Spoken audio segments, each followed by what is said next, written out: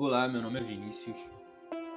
Olá, meu nome é Iago e a gente faz parte do Programa Institucional de Residência Pedagógica. Sejam bem-vindos ao nosso canal, o canal da Residência, e hoje a gente está preparando novos conteúdos de assuntos geográficos. Você sabe o que é região? Já ouviu falar de regionalização? União Europeia, blocos mundiais? Então, no conteúdo de hoje, a gente preparou esse assunto de maneira exclusiva para você. Um assunto bastante frequente no terceiro ano do ensino médio e constantemente presente nas provas de vestibular. Quer saber um pouco mais? Então continue aqui com a gente e confira o vídeo. Então, na geografia, a região ela é resultado. A região é considerado uma das categorias da geografia. Dentre elas existe território, paisagem, lugar, espaço e também a região. A região nada mais é do que um recorte feito no espaço. Esse recorte feito no espaço é o que a gente chama também de regionalização, um processo que vai definir critérios previamente. Diferentes regionalizações aconteceram no Brasil. A primeira delas foi um modelo de regionalização que colocou como protagonista os aspectos físicos em relação aos aspectos culturais. A gente pode considerar também uma das regionalizações como a regionalização de Milton Santos, uma que coloca o que a gente conhece como região sul e região sudeste como uma única região, sendo essa chamada de região concentrada. O principal para a gente entender é que para a gente definir, para a gente estabelecer esse modelo de regionalização, antes precisamos adotar os critérios. Então, por isso que no Rio de Janeiro nós temos diferentes regiões, por isso que no Brasil nós temos diferentes regiões e por isso que também no mundo nós temos diferentes regiões. Por exemplo, no Rio de Janeiro, a gente conhece a região metropolitana, mas também a região da Costa Verde, a região serrana ou a região norte fluminense. Todas essas regiões foram formadas a partir de critérios, sendo esses basicamente critérios administrativos, políticos e econômicos. É chamado de mesorregiões a subdivisão realizada dentro de estados do Brasil. Por exemplo, a região metropolitana do Rio de Janeiro. Essa é uma região que dentro dela nós possuímos outros municípios, além do próprio Rio de Janeiro.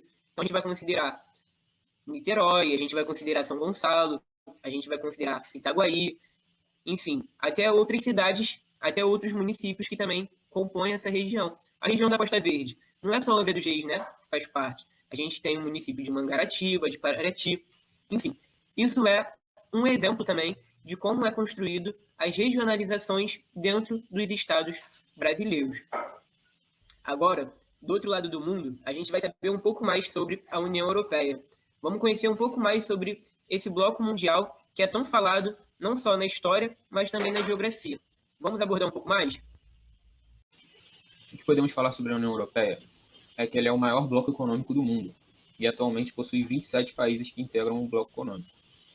A população desses 27 países corresponde a 7% da população mundial. A União Europeia foi fundada num contexto pós-Segunda Guerra Mundial.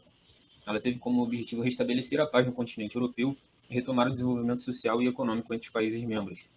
Até então, só 3 países integravam a União Europeia: a Bélgica, Holanda e Luxemburgo, tanto que a sede da União Europeia fica em Bruxelas, na Bélgica.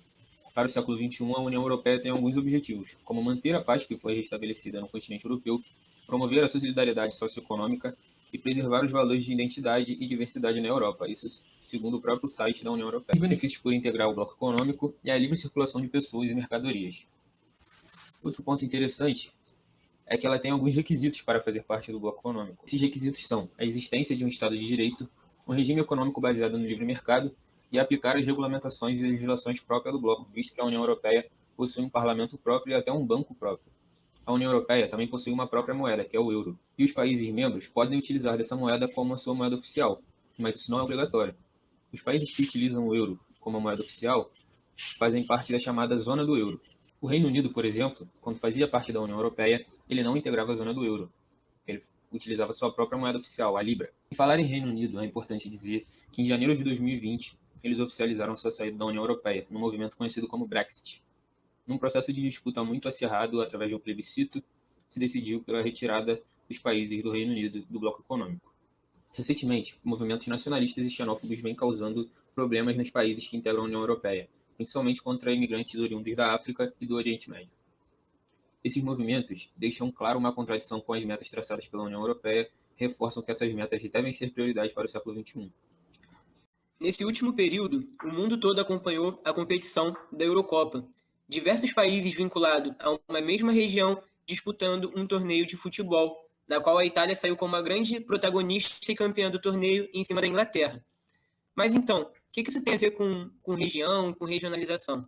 Pois bem, nesse torneio de futebol, questões de conflitos surgiram dentro dos estádios. A gente pode falar que esses conflitos, na realidade, são parte do cotidiano da região europeia. Então a gente tem xenofobia, tem casos de LGBTfobia e muitas outras formas de opressão.